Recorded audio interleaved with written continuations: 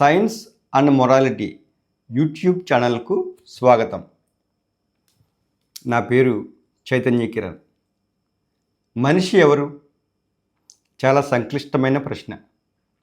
ఎక్కడో సుదూరాన మార్స్ గ్రహం మీద ఏముందో తెలుసుకోగలుగుతున్న మనిషి తన గురించి తెలుసుకోవడంలో విఫలం అయ్యాడనే చెప్పాలి.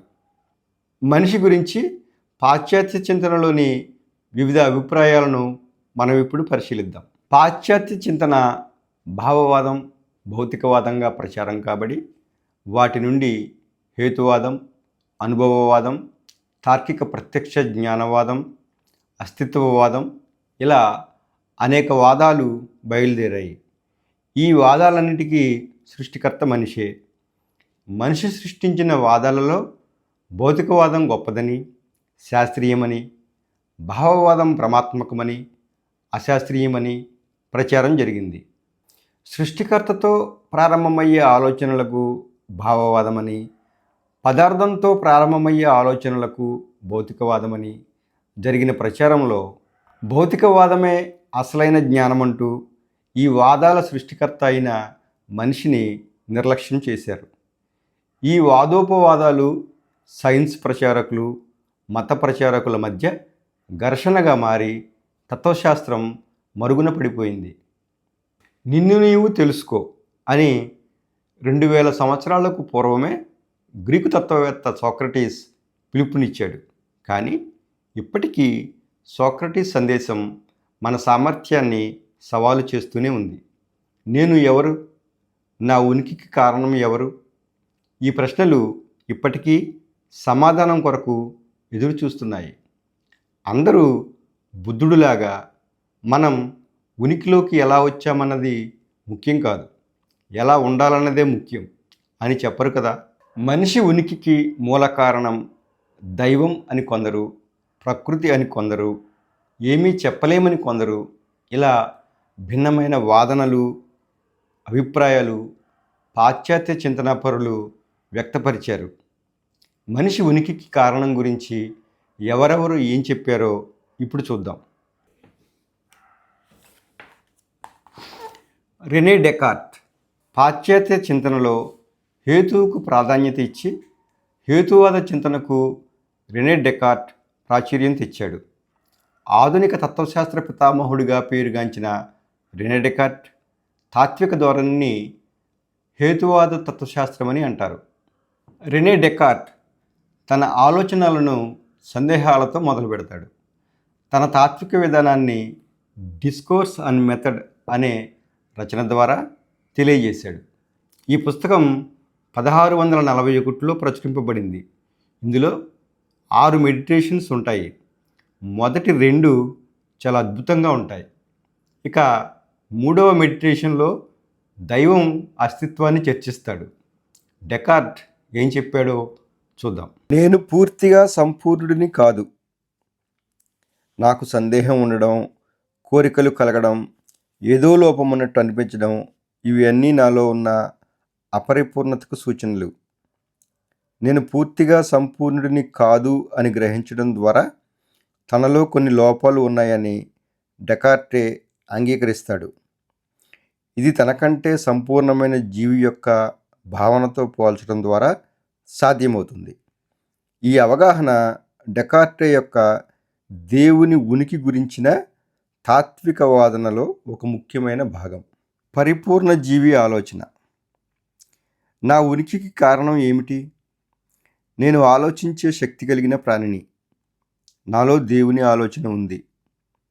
నేను పరిపూర్ణుడను కాదు కాబట్టి నా ఉనికికి కారణం పరిపూర్ణ లక్షణాలు అన్నిటినీ కలిగి ఉండాలి. నా ఉనికికి కారణం స్వీయ ఉనికిలో ఉంటే అది దేవుడు అయి ఉండాలి. నాలో దేవుని ఆలోచన ఉండడం దేవుడు వాస్తవంగా ఉనికిలో ఉన్నాడని నిరూపిస్తుంది. దేవుడు ఉన్నాడు కాబట్టే నాలో దేవుని ఆలోచన ఉంది. తార్కికంగా దేవుని నిరూపణ. ఒక పనివాడు తను తయారు చేసిన వస్తువుపై తన ముద్రను వేసుకున్నట్టుగా దేవుడు నన్ను సృష్టించినప్పుడు తన ఆలోచన నాలో ముద్రించాడు. నేను అసంపూర్ణమైన మరియు ఆధారపడిన జీవిని అని గుర్తించాను. మెరుగైన మరియు గొప్పదాని కోసం నిరంతరం ఆశిస్తాను. నా మనసులో పరిపూర్ణమైన దేవుని ఆలోచన ఉంది. ఈ ఆలోచన నేను సృష్టించలేను, ఎందుకంటే నేను పరిపూర్ణుడను కాదు. ఈ ఆలోచనకు మూలం ఒక పరిపూర్ణ శక్తి అయి ఉండాలి. ఆ పరిపూర్ణ శక్తే దేవుడు. దేవుడు ఉనికిలో లేకపోతే నా మనసులో దేవుని ఆలోచన ఉండేది కాదు. నాలో దేవుని ఆలోచన దేవుని ఉనికిని నిరూపిస్తుంది, ఎందుకంటే ఇది అనంత సంపూర్ణ జీవి నుండి మాత్రమే ఉద్భవించగలదు. డెకార్ట్ ప్రత్యేకత ఏమిటంటే దైవాన్ని నిరూపించడానికి మత గ్రంథాలను ఆధారం చేసుకోడు. తన ఉనికికి కారణం ఏమై ఉంటుంది? తాను అపరిపూర్ణుడను కాబట్టి పరిపూర్ణుడు ఉండి తీరాలని వాదిస్తాడు. కేవలం తార్కిక విశ్లేషణపైనే తన వాదాన్ని కొనసాగిస్తాడు. రెనే డెకార్ట్ వాదనకు ధీటైన వాదన ప్రతిపాదించడానికి 200 సంవత్సరాలు పట్టింది. ఆ వాదన లుడ్విగ్ ఫోయర్బాఖ్ది. 1841లో ది ఎసెన్స్ ఆఫ్ క్రిస్టియానిటీ పుస్తకం ద్వారా లుడ్విగ్ ఫోయర్బాఖ్ డెకార్టే వాదనకు ధీటుగా సమాధానం చెబుతాడు. ఈ పుస్తకం పేరు విన్నప్పుడు మతానికి అనుకూలం అనిపిస్తుంది, కానీ మతంలోని సారమంతా మనిషిదే అని ఈ పుస్తకంలో ఫోయర్బాఖ్ సూత్రీకరిస్తాడు. ఫోయర్బాఖ్ దైవం గురించి ఏం చెప్పాడో చూద్దాం. తన జీవితంలో ఏదో తక్కువగా ఉందని లేదా తనకు పరిమితులు ఉన్నాయనే భావం వ్యక్తికి బాధ కలిగిస్తుంది. అందుకే ఆ బాధ నుంచి విముక్తి పొందేందుకు అతడు ఒక పరిపూర్ణ జీవిని ధ్యానిస్తాడు. ఆ ధ్యానంలో తనకు లేని దానిని పొందినట్టు అతడు అనుభూతి చెందుతాడు. దేవుడు మానవుని సృష్టి. దేవుడు అనే భావన మానవాళి తన ఊహలో సృష్టించుకున్న ఒక సార్వత్రికమైన పరిపూర్ణ జీవి. మనుషుల్లో ఉండే అన్ని మంచి లక్షణాలను కలిపి వారు అనుభూతి చెందే అన్ని పరిమితులకు అతీతంగా ఎటువంటి లోపాలు లేని పరిపూర్ణ వ్యక్తిగా దేవుడిని ఊహించారు. మనిషి తనలోని ఉత్తమ లక్షణాలతో దేవుడు అనే ఊహాత్మక రూపాన్ని సృష్టిస్తాడు. ఆ తర్వాత ఆ దేవుడిని ఒక స్వతంత్ర సత్తాగా భావించి తనను తాను ఆ దేవునికి లోబడిన జీవిగా, తనకు వేరైన ఒక సత్తాచే పాలింపబడే జీవిగా చూసుకుంటాడు. మానవుని ఉనికికి కారణం మనిషి తాను ఏమై ఉన్నాడో అది ప్రకృతి ద్వారానే. మనిషి స్వతంత్రతకు ఎంత చోటు ఉన్నప్పటికీ ఆ స్వతంత్రతకు పునాది ప్రకృతిలోనే ఉంది.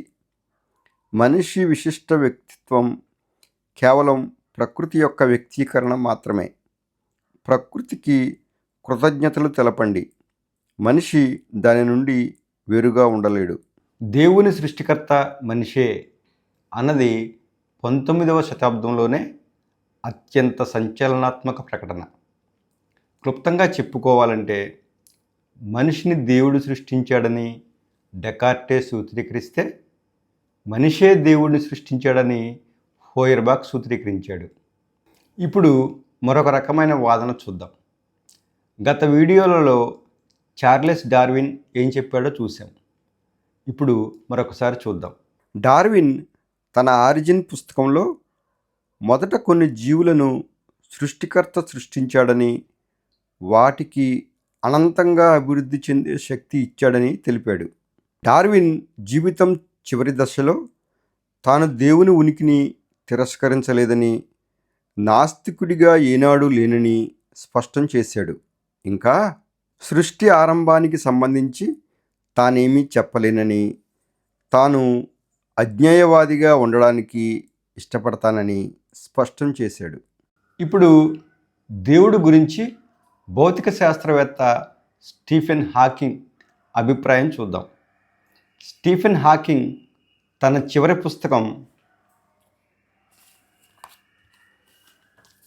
Brief answers to the big క్వశ్చన్స్లో దేవుడు ఉన్నాడా అనే ప్రశ్నకు ఇలా సమాధానం చెప్పాడు. బిగ్ బ్యాంగ్ క్షణం దగ్గర కాలం సైతం నిలిచిపోతుంది. బిగ్ బ్యాంగ్కు ముందు కాలంలోకి వెళ్ళడం అసాధ్యం. ఎందుకంటే బిగ్ బ్యాంగ్కు ముందు కాలం లేదు.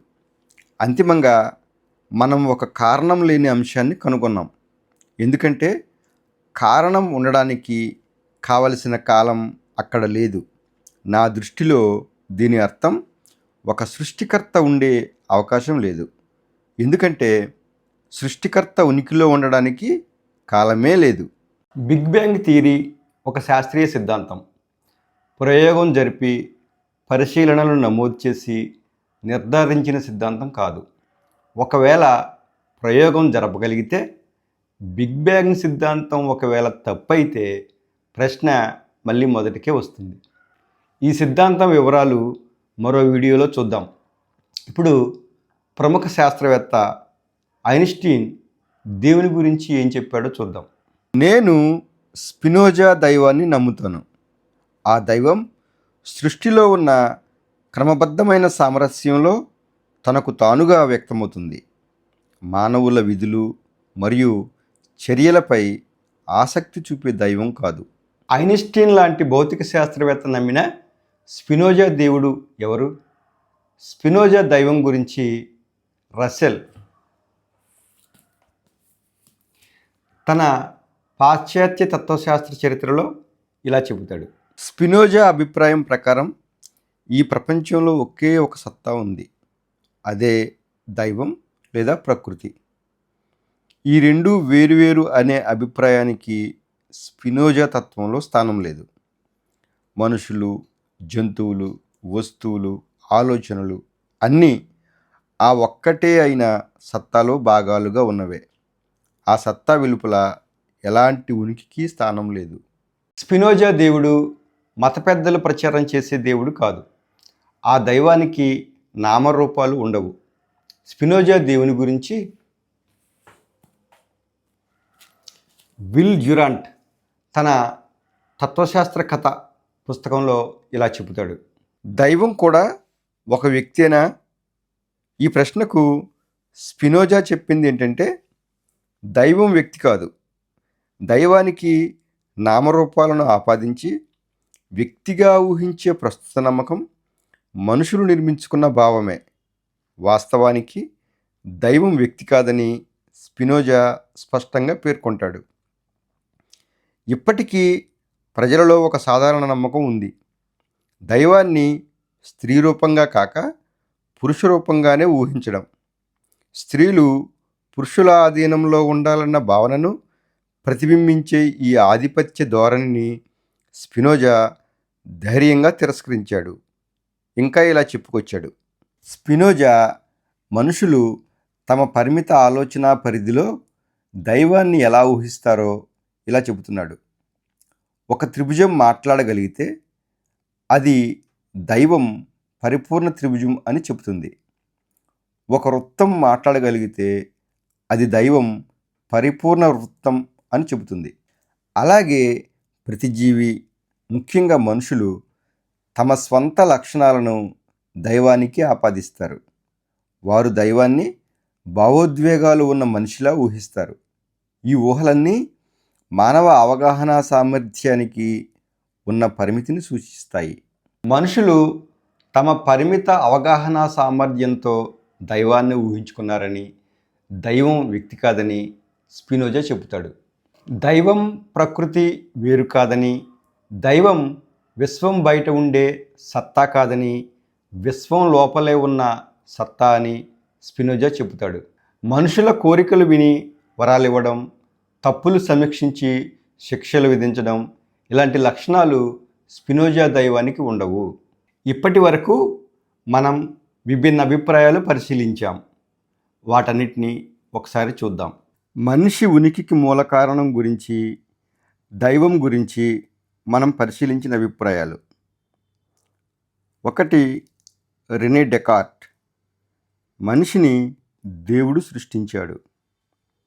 2 ఫోయర్బాక్, మనిషే దేవుడిని సృష్టించాడు. 3 చార్లెస్ డార్విన్, సృష్టి ఆవిర్భావం గురించి నేనేమీ చెప్పలేను. 4 స్టీఫెన్ హాకింగ్, కారణం లేని అంశాన్ని కనుగొన్నాను కాబట్టి సృష్టికర్త ఉండే అవకాశం లేదు. 5 ఐన్స్టీన్ మరియు స్పినోజా, ఈ విశ్వాన్ని నడుపుతున్న మనిషి ఊహకు అందని ఒక అంతర్లీన శక్తిని నమ్ముతాము.